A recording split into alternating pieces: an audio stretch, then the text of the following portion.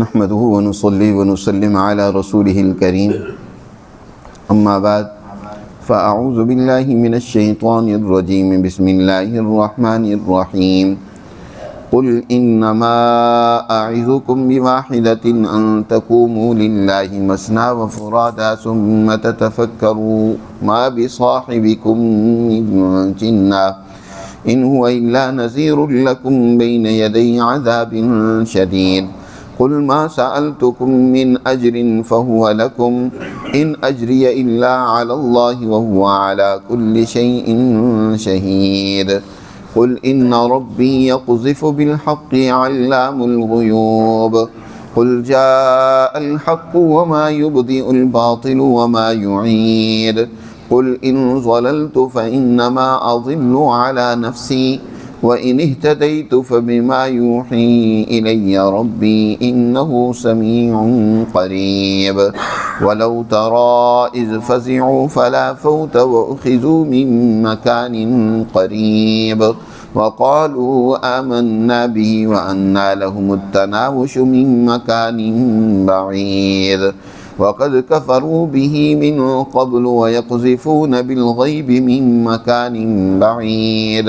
وحيل بينهم وبين ما يشتهون كما فعل بأشياعهم من قبل إنهم كانوا في شك مريب صدق اللہ العظیم۔ یہ سورۃ السبا کا آخری رکوع ہے۔ اس رکوع میں اللہ سبحانہ و تعالی نے مسلمان جماعت کو اپنی اس نظریے و فکر کی دعوت دینے کا طریقہ کار سمجھایا ہے۔ مسلمان جماعت پر جہاں یہ لازم ہے کہ اللہ کی ان سچی تعلیمات کو وہ دل و جان سے قبول کرے، وہیں اس پر یہ بھی لازم ہے کہ وہ اللہ کے اس پیغام کو انسانیت کے اندر پھیلانے میں اور اس کا عملی نظام قائم کرنے میں کردار ادا کرے۔ چنانچہ اس رکوع میں اللہ نے بہت ہی عمدہ اور بہترین انداز سے نبی کریم صلی اللہ علیہ وسلم کو سب سے پہلے براہ راست مخاطب کر کے اور حضور کی وساطت سے ساری امت مسلمہ کو مخاطب کر کے ایک دعوت کا طریقہ کار سمجھایا ہے۔ سب سے پہلے اللہ نے جو حکم دیا حضور صلی اللہ علیہ وسلم کو اور فرمایا کہ آپ اپنے مخالفین سے کہیں کہ محض ضد، تعصب اور مخالفانہ رویہ اختیار کرنے سے مسئلے حل نہیں ہوتے، بلکہ ذرا غور و فکر کرو۔ چاہے تمہیں خدا کے لیے ہم کہتے ہیں کہ ذرا ہٹ دھرمی سے، تعصب سے ہٹ کر ذرا سوچو بچار کرو۔ اس کے لیے چاہے تم دو چار مجمع لگا کر سوچو، ہمارے بارے میں غور و فکر کرو، چاہے تنہائی میں بیٹھ کر ذرا غور و فکر کرو، تمہیں اس بات کا یقین ہو جائے گا کہ جو صاحب ہمیں سمجھا رہے ہیں، دعوت دے رہے ہیں، جس بات کی دعوت دے رہے ہیں وہی سچی اور درست ہے، اور وہ صاحب کوئی دیوانے اور پاگل نہیں ہیں جن کی ساری زندگی تمہارے اندر ایک مثال کے طور پر گزری ہے۔ تم نے ہر طرح سے اس پر تجربہ کیا ہے، 40 سال نبوت سے پہلے تمہارے اندر اس نے گزارے ہیں، کبھی اس نے جھوٹ بولا ہو، کبھی کوئی دیوانگی کی بات کی ہو، پاگل پن کا اظہار کیا ہو، کم عقلی کا اظہار کیا ہو، ان کی گفتگو، ان کے فیصلے، ان کی متانت، بردباری، اور پھر نبوت ملنے کے بعد بھی تم نے ہر طرح سے اس کو پریشرائز کرنے کی بھی کوشش کی، زد و کوب کیا، ان کے ساتھیوں کو ستایا اور تکلیفیں پہنچائی۔ کوئی ایسا موقع آیا ہے کہ اس نے آگے سے بے صبری پن کا اظہار کیا ہو؟ کوئی ایک واقعہ دکھلاؤ کہ اس کے اندر تحمل اور بردباری جواب دی گئی ہو، متانت اس کے اندر نہ رہی ہو؟ کیا پاگل اور دیوانہ آدمی، تم کبھی اس کے بارے میں کوئی الزام لگاتے ہو کہ یہ تو پاگل ہیں لوگ ہیں، یہ دیوانے ہو گئے ہیں، ان کی عقل ٹھیک نہیں رہی، یہ جھوٹ بول رہے ہیں، افتراء پردازی سے کام لے رہے ہیں، طرح طرح کے پراپوگنڈے کرتے ہو؟ کیا ایسا شخص جس کے اندر کنٹرول اس درجے کا ہو کہ مخالف کے ہر طرح کے ظلم و بربریت کے باوجود وہ مخالف چاہتا بھی ہے کہ یہ آپے سے باہر ہوں، ہمارے مقابلے میں آئیں اور ہم ان کو کریش کر دیں، لیکن ان کے تحمل کو دیکھا تم نے، بردباری کو دیکھا، کس قدر صبر و استقامت کے ساتھ وہ اپنے اس راستے پر ڈٹے ہوئے، بلکہ اپنے ساتھیوں کو کیسے حوصلہ دیتے ہیں، ان کے اندر کیسی جرت مندی اور ایک وقت تک کے لیے برداشت کرنے کی صلاحیت کیسے پیدا کی، اپنے اندر صبر و ضبط اور کنٹرول کس درجے کا پیدا کیا جی۔ تو قرآن کہتا ہے قل، اے پیغمبر فرما دیجئے، انما اعظکم بواحدہ، میں تمہیں ایک ہی نصیحت کرتا ہوں، وہ یہ کہ ان تقوموا للہ، اللہ کے واسطے اٹھ کھڑے ہو، مثنی دو دو، وفرادا، ایک ایک تنہائی میں بیٹھ کر ذرا سوچو، ہیں دو دو، تین تین، چار چار، مل کر بھی، ثم تتفکروا، اللہ کے لیے اٹھ کھڑے ہو اور پھر غور و فکر کرو، ثم تتفکروا ما بصاحبکم من جنہ، تمہارے اس ساتھی کو کوئی دیوانگی نہیں ہے، تمہارا یہ دوست جس نے تمہارے ساتھ زندگی گزاری ہے، اور ساتھ یہ بھی فرمایا صاحبکم، یہ بھی ایک طریقے دعوت ہے، اپنے آپ کو جن کو دعوت دی جا رہی ہے ان سے بیگانہ ظاہر کر کے تم دعوت نہیں دے سکتے کہ تمہارے ساتھ تو ہمارا تعلق ہی کوئی نہیں، ہم تو تمہارے دشمن ہیں، بلکہ فرمایا صاحبکم، تمہارا یہ ساتھی، تمہارا یہ صاحب جس نے تم میں زندگی گزاری ہے، کیا یہ پاگل ہے؟ ذرا سوچو تو صحیح یار، ذرا غور و فکر تو کرو۔ ان هو الا نذیر لکم بین یدی عذاب شدید، یہ تو تمہیں آنے والے سخت ترین سزا سے، برے انجام سے، برے نتائج سے، کیونکہ جو کچھ تم کر رہے ہو اس کا نتیجہ تو لازماً برا نکلنا ہے، اس برے عذاب اور سزا سے، نتائج سے تمہیں ڈرا رہا ہے، خبردار کر رہا ہے، متنبہ کر رہا ہے، تمہارا ہمدرد اور فکر مند ہے کہ تم تباہی کی طرف جا رہے ہو، دنیا کی بھی مستقبل کی تباہی ہے اور آخرت کی بھی تباہی ہے۔ ان هو الا نذیر لکم بین یدی، آگے آنے والی تباہی اس سے تمہیں ڈرا رہا ہے، من بین یدی عذاب شدید۔ ایک اور طریقے تبلیغ دیکھیے حضور صلی اللہ علیہ وسلم کے ذریعے سے، یعنی پہلے اس طریقے تبلیغ میں تو یہ بات سمجھائی مسلمان جماعت کو بھی کہ آپ پر لازم ہے کہ آپ جس کو دعوت دے رہے ہیں اس کو سوچنے پر مجبور کریں۔ اگر آپ نے اس کو سوچنے پر مجبور کر دیا تو یقیناً آپ کی دعوت کامیاب ہے، اگر وہ سوچنے لگ پڑا، آپ کی باتوں پر غور و فکر کرنے لگ پڑا تو یقیناً آپ کی دعوت کامیاب ہوگی، وہ آپ کی بات مانے گا، وہ حق کی طرف آئے گا۔ ہمیشہ حق سے دور وہی رہتا ہے جو غور و فکر سے کام نہیں لیتا، عقل و بصیرت سے کام نہیں لیتا، محض جذباتیت، اندھی عقیدت ہے، وہ اپنے بزرگوں کے راستے پر بزرگوں کا نام لیتا رہتا ہے، یا جس راستے پر بھی لگا ہوتا ہے اس پر ڈٹا ہوا ہے۔ جب بھی کوئی سوچنے لگ پڑے، غور و فکر کرنے لگ پڑے تو سمجھو کہ اس نے بات کی تہ تک پہنچنے کا ارادہ کر لیا، وہ ضرور تمہاری بات سنے گا۔ اور دوسرا طریقہ تبلیغ فرمایا قل ما سألتکم من اجر فہو لکم، ایک داعی کو، ایک سچے ہادی کو، ایک سچے رہنما اور لیڈر کے لیے ضروری ہے کہ وہ اپنی قوم کے لیے مخلص ہو، اپنے اس ساری سرگرمی سے جو ان کو دعوت دے رہا ہے، انہیں بات سمجھا رہا ہے، ان کی خیرخواہی کر رہا ہے، اس سے اس کا کوئی ذاتی مفاد نہ ہو، نہ تو کسی قسم کا مال و متاع ان سے چاہتا ہو اور نہ ہی کسی عہدے کا ان سے متمنی ہو۔ آج افسوس یہ ہے کہ ہمارے مبلغین، ہمارے داعین، ہمارے واعظین، وہ اپنے واعظ و نصیحت، دعوت و تبلیغ یا اپنے اس سے دوسروں سے عزت چاہتے ہیں، مال چاہتے ہیں۔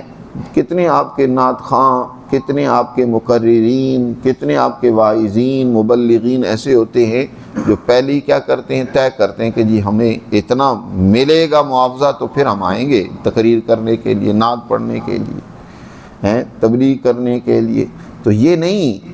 تمہارے اندر اپنی اس قوم کی، اس انسان کی جس تک پیغام پہنچا رہے ہو، ان کی ہمدردی ہونی چاہیے، ان تک وہ سچا پیغام پہنچانے کا جذبہ ہونا چاہیے۔ تو اے پیغمبر آپ فرما دیجئے ما سألتکم من اجر، میں تم سے کسی قسم کے اجر کا کوئی سوال نہیں کرتا۔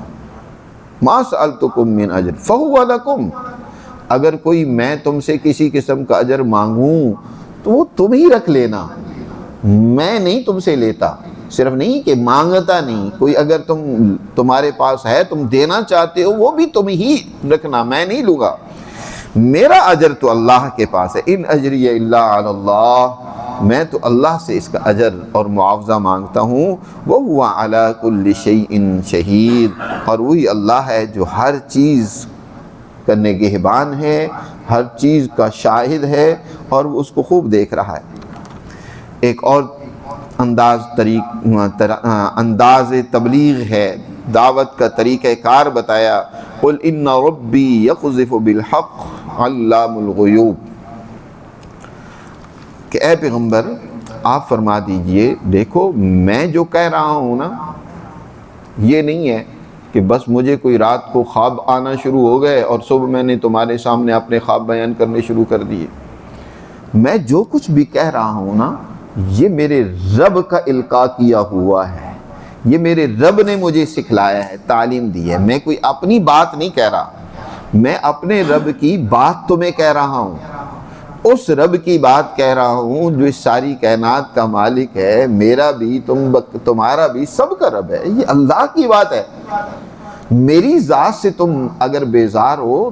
تو ایک طرف ذرا اپنے رب کی بات پر تو غور کرو۔ قُلْ إِنَّ رَبِّي يَقْذِفُ بِالْحَقِّ، آپ فرما دیجئے کہ بے شک میرا رب جو ہے وہی حق بات القاء کرتا ہے مجھے، وہی مجھے حق بات سکھلا رہا ہے، اور وہی میں تمہیں کہہ رہا ہوں، وہی علام الغیوب ہے، ہر چھپی بات کو خوب جاننے والا ہے۔ اور ایک بات اور بھی یاد رکھو، اب حق کیونکہ اللہ کی طرف سے آ گیا، اور جب اللہ کی طرف سے حق آتا ہے تو اس کے پیچھے طاقت و قوت کس کی ہوتی ہے؟ اللہ کی طاقت ہوتی ہے، الہی قوت و طاقت ہوتی ہے۔ تو اللہ جب حق کا نفاذ چاہتا ہے، غلبہ چاہتا ہے، اس کا ابلاغ چاہتا ہے، اشاعت چاہتا ہے، تو پھر باطل ٹھہر نہیں سکتا۔ باطل نے تو مٹنا ہی ہوتا ہے، جھوٹ نے ختم ہونا ہوتا ہے، پھر زیادہ دیر ظلم و فساد نہیں چل سکتا۔ دوسری جگہ فرمایا نا سورۃ الانبیاء میں، جاء الحق وزہق الباطل، اب حق آ گیا ہے، باطل ملیا میٹ ہوگا، اور باطل جب حق آ جاتا ہے تو پھر نہیں ٹھہر سکتا۔ اس وقت تک باطل کے لیے ٹھہراؤ ہوتا ہے جب تک حق اس کے مقابلے میں نہیں ہوتا، سچی طاقتیں اور قوتیں اس کے مقابلے میں نہیں ہوتی، تو باطل جو ہے وہ دنتناتا پھر رہا ہوتا ہے۔ جب بھی سچی طاقتیں اور قوتیں اٹھ کھڑی ہوں اس حق کو لے کر، تو باطل کو یقیناً مٹنا ہی ہوتا ہے۔ فرمایا قل جاء الحق، اے پیغمبر فرما دیجئے حق و سچ اب آ چکا ہے، وما یبدئ الباطل وما یعید، اب باطل ملیا میٹ ہو کر رہے گا۔ یبدئ الباطل وما یعید یہ ایک محاورہ ہے، اور یہ استعمال ہوتا ہے اس وقت کہ جب کوئی چیز بالکل فنا ہو جائے، ختم ہو جائے، کہ اب وہ دوبارہ نہ بن سکتی ہو، نہ اس کا اعادہ ہو سکتا ہو، نہ وہ کسی چیز کو دوبارہ بنا سکے، نہ خود بن سکے، تو یہ محاورے کے طور پر اصل میں یہ جملہ استعمال ہوتا ہے، وما یبدئ الباطل وما یعید، یعنی اب باطل ملیا میٹ ہوگا، وہ نہیں اب قائم رہ سکتا، وہ نہیں بچ سکتا۔ حق آگے ہے تو وزہق الباطل، اب باطل ختم ہوگا۔ قل ان ضللت فانما اضل على نفسي وان اهتديت فبما يوحي الي ربي انه سميع قریب۔ ایک اور طریقہ دعوت ہے کہ آپ صلی اللہ علیہ وسلم سے فرمایا جا رہا ہے کہ ان کو دعوت اس انداز میں دیں کہ ان کو کہیں کہ تم مجھے غلط سمجھتے ہو نا، اگر میں غلط ہوں تو میری غلطی میری وجہ سے ہوگی نا، میں غلط راستے پر چلا ہوں، لیکن ذرا سوچو اگر میں غلط ہوں تو میں ٹھیک بھی ہو سکتا ہوں، احتمال ہے۔ جیسے تم اپنے آپ کو دوسری جگہ پر پیچھے گزرا ہے نا کہ اے پیغمبر آپ فرما دیجئے کہ میں یا تم ان میں سے ایک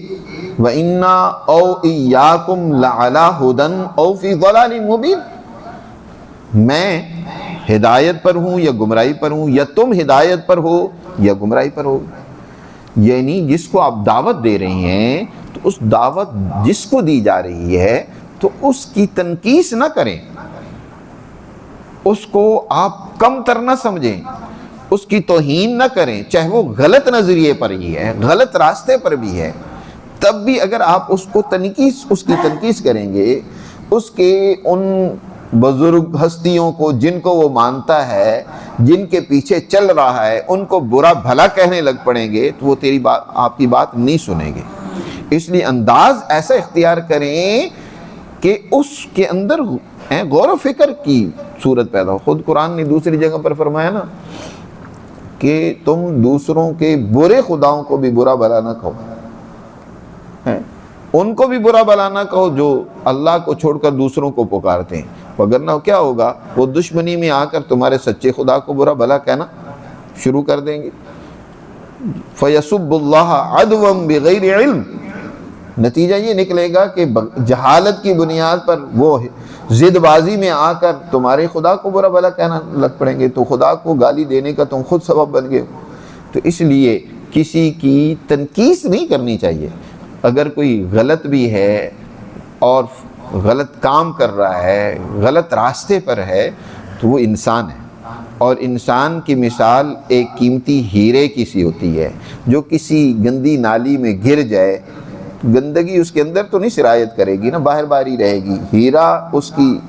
ایسی بناوٹ ہوتی ہے کہ گندگی اس کے اندر نہیں جا سکتی، اور پھر بھی وہ گندگی سے نکال لیا جائے گا تو وہ ہیرا ہی ہے، اب اس کی ماہیت بھی نہیں بدلے گی، وہ ہیرا ہی تھا، ہیرا ہی ہے، تھوڑی دیر کے لیے گندگی میں گرا ہے۔ تو اسی طرح جو انسان کسی غلط راستے پر ہے تو وہ ہیرا ہے، آج اس کی صفائی ہو جائے، اس کی چمک دمک دوبارہ لوٹ آئے گی، وہ ہیرا بن جائے گا، ہو سکتا ہے تم سے بہتر کردار ادا کرے۔ کتنے ایسے تھے جو بعد میں مسلمان ہوئے ہیں لیکن ان کا کردار پہلوں سے زیادہ بڑھ گیا، انہوں نے وہ دین اسلام کے لیے کردار ادا کیا کہ وہ پہلے نہیں ادا کر سکے۔ حضرت امیر معاویہ رضی اللہ تعالیٰ عنہ بہت سارے صحابہ سے بعد میں مسلمان ہوئے، بہت سارے صحابہ سے بعد میں مسلمان ہوئے، لیکن انہوں نے آگے آنے والے دور میں دین اسلام کے عدل و انصاف کا وہ نظام قائم کیا، وہ کردار ادا کیا کہ بہت سارے صحابہ جو ان سے پہلے مسلمان ہوئے تھے وہ اس کو نہیں کر سکے جی، یا اس کی صلاحیت ان میں نہیں تھی۔ اس لیے حضور صلی اللہ علیہ وسلم نے خود ارشاد فرمایا حجۃ الوداع کے موقع پر کہ میری ان باتوں کو ان تک پہنچا دو جو یہاں موجود نہیں ہیں۔ اور کئی مرتبہ ایسا ہوتا ہے کہ جو بات پہنچانے والا ہوتا ہے، سننے والا اس سے پہنچانے والے سے اس بات کو زیادہ سمجھنے کی صلاحیت رکھتا ہوتا ہے، اس کو زیادہ سمجھ سکتا ہے۔ جب اس کو زیادہ سمجھ سکے گا، اس پر زیادہ اچھے طریقے سے عمل کر سکے گا تو دین اسلام پھیلے گا، اس کا اور فائدہ زیادہ ہوگا۔ تو اس لیے کسی انسان کو برا نہ سمجھیں فی ذاتی ہی، ہو سکتا ہے اس کی جو صلاحیتیں غلط استعمال ہو رہی ہیں، جب درست استعمال ہوں گی تو بہت بڑا کردار ادا کر سکتا ہے، آگے نکل سکتا ہے، تم سے زیادہ اچھا کام کر سکتا ہے۔ تو اس لیے آپ فرمائیں ان ضللت فانما اضل علی نفسی، اگر میں غلط راستے پر ہوں نا تو اس کا نقصان مجھے ہی ہوگا یار، فانما اضل علی نفسی، لیکن اگر میں درست راستے پر ہوں، ان اہتدیت فبما یوحی الی ربی، وہ میرے رب کی وحی اور رہنمائی کی وجہ سے، میرا رب میری رہنمائی کر رہا ہے، وہ مجھ پر وحی نازل کر رہا ہے، مجھے حکم دے رہا ہے، میں اس کے مطابق عمل اور کردار ادا کر رہا ہوں۔ انہ سمیع قریب، بے شک وہ سب کی سننے والا بہت ہی قریب ہے۔ وَلَوْ تَرَىٰ إِذْ فَزِعُوا فَلَا فَوْتَ، اور اب یہاں تنبیہ کی ہے ان ظالموں کو، ان فسادیوں کو جو بات سننے ہی نہیں چاہتے، قبول کرنا تو دور کی بات ہے، یہاں وہ سننا ہی نہیں چاہتے۔ ایسے لوگوں پر جب اللہ کی گرفت آتی ہے نا دنیا میں بھی، اس وقت ان کی حالت دیکھنے والی ہوتی ہے، اس وقت بھاگنے کی کوشش کرتے ہیں، فرار کے راستے ڈھونڈتے ہیں، لیکن پھر موقع نہیں ملتا۔ دنیا میں بھی جب انقلاب آئے تو ظالم طاغوتی طاقتوں اور قوتوں نے جان بچانے کی کوشش کی، لیکن کہیں ان کو پناہ نہ ملی جی، ان کو پھر پکڑا گیا، سخت سزائیں دی گئی۔ اسی طرح آخرت میں بھی کل قیامت کے دن ایسے مجرموں کو پکڑا جائے گا اور وہ بچنا چاہیں گے، چھپنا چاہیں گے، لیکن وہاں نہیں بچ سکیں گے اور پکڑ کر ان کو جہنم رسید کیا جائے گا۔ فرمایا کاش کہ اے پیغمبر دیکھتے اذ فزعوا، جب ان پر گھبراہٹ طاری ہوگی، خوف و ہراس طاری ہوگا، فلا فوتا، اور وہ بھاگنا چاہیں گے لیکن نہیں بھاگ سکیں گے، فلا فوتا، نہیں بھاگ سکیں گے، کہیں نہیں چھپ سکیں گے، وَأُخِذُوا مِن مَكَانٍ قَرِيبٍ، اور وہ سمجھ رہے ہوں گے کہ چلو ہم اس بند گلی سے نکل جائیں گے، لیکن وہیں قریب سے ان کو پکڑ لیا جائے گا۔ وَأُخِذُوا مِن مَكَانٍ قَرِيبٍ وَقَالُوا آمَنَّا بِهِ، اس وقت کہیں گے کہ اب ہم تمہاری باتیں مانتے ہیں، تم ٹھیک کہتے تھے، لیکن وَأَنَّىٰ لَهُمُ التَّنَاوُشُ، اب وہ وقت گزر چکا، اب ماننا نہ ماننا برابر ہے، ماننے کا وقت تو اب گزر چکا ہے۔ آخرت میں بھی یہ لوگ، فسادی لوگ، ظالم طاغوت اور کافر یہ کہے گا کہ اب ہم مانتے ہیں، اللہ پر ایمان لاتے ہیں، لیکن ماننے کا وقت تو دنیا تھی، دنیا میں ماننا تھا، جہاں کام کرنا تھا، جہاں ایمان لانا معتبر تھا، وہاں تو تم ایمان لائے نہیں، مانا نہیں، اب کہتے ہو ہم مانتے ہیں۔ وَأَنَّىٰ لَهُمُ التَّنَاوُشُ مِن مَكَانٍ بَعِيدٍ، تو اتنی دور جگہ سے اب ایمان لانا ہے، ہاتھ مارنا بچنے کے لیے، ہاتھ پاؤں مارنا کوئی فائدہ نہیں دے گا، اب وہ وقت گزر چکا ہے۔ وَقَدْ كَفَرُوا بِهِ مِن قَبْلُ، اس سے پہلے تو تم منکر بنے ہوئے تھے، انکار کرتے تھے اللہ کی تعلیمات کا، اللہ کے احکامات اور قوانین کو جھٹلاتے تھے۔ وَيَقْذِفُونَ بِالْغَيْبِ مِن مَكَانٍ بَعِيدٍ، اور تم کیا کرتے تھے؟ تیر چلاتے تھے اندھیرے میں، اور وہ بھی دور سے۔ ایک تو یہ ہے کہ نشانہ سامنے ہو تو چلو پھر بھی ہوتا ہے، اندھیرے میں جہاں نشانہ مارنا ہے پتہ ہی کوئی نہیں ہے، کچھ نظر ہی نہیں آتا، غیب ہے، اور پھر وہ بھی دور سے تیر چلایا جائے تو کہاں نشانے پر لگے گا۔ تو یہی تمہارا حال تھا کہ تم دنیا میں ایسی بے تکی پر کی اڑاتے تھے جن کی نہ کوئی سر نہ پاؤں، ایسے ہی پراپوگنڈے، فضول باتیں، نہ لینا نہ دینا، ایسی باتیں کرتے تھے جن کی کوئی حقیقت نہیں تھی، جی جن کے پیچھے کوئی بنیاد نہیں تھی، جھوٹے پراپوگنڈے اور ظلم و فساد، مفاد پرستی، خود غرضی اور لالچ تم پر غالب تھا، اور ایسی باتیں بناتے رہتے تھے۔ وَيَقْذِفُونَ بِالْغَيْبِ مِن مَكَانٍ بَعِيدٍ، اور تم جو ہے غیب میں یعنی اندھیرے میں تیر چلاتے تھے دور کی جگہ سے۔ وَحِيلَ بَيْنَهُمْ وَبَيْنَ مَا يَشْتَهُونَ كَمَا فُعِلَ بِأَشْيَاعِهِمْ مِن قَبْلُ، اس وقت ان کے اور جو وہ چاہیں گے ان کے درمیان میں پردہ حائل کر دیا جائے گا۔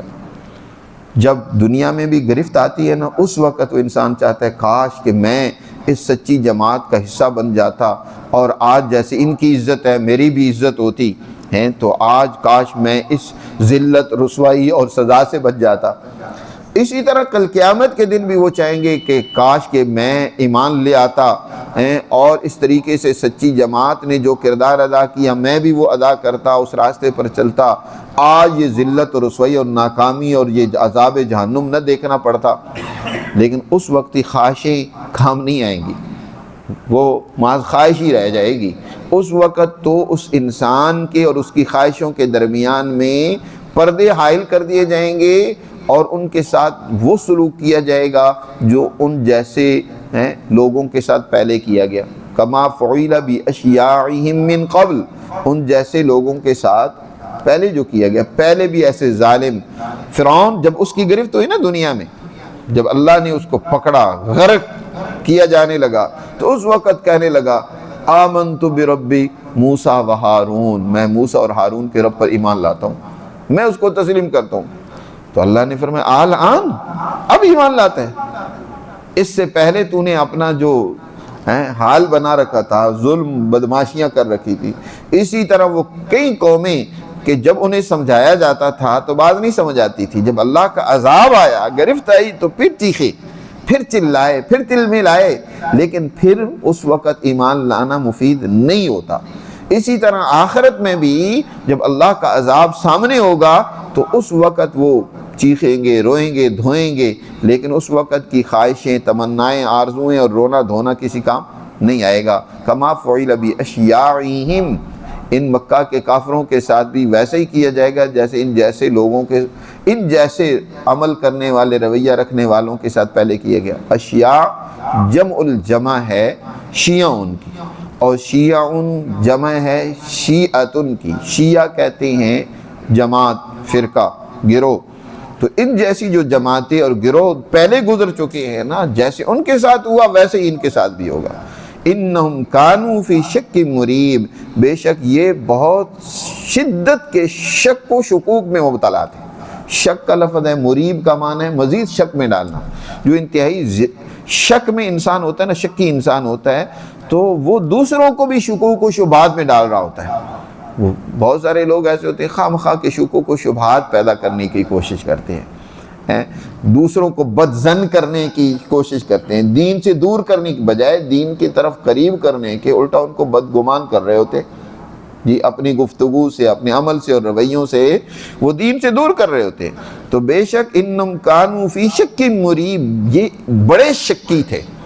کہ دوسروں کو بھی شکوک و شبہات میں مبتلا کرنے والے تھے، اس لیے آج ان کی گرفت ہوگی اور ان کے ساتھ بہت برا سلوک کیا جائے گا ان کے کرتوتوں کی وجہ سے۔ تو اس طریقے سے سورہ سبا میں اللہ سبحانہ و تعالی نے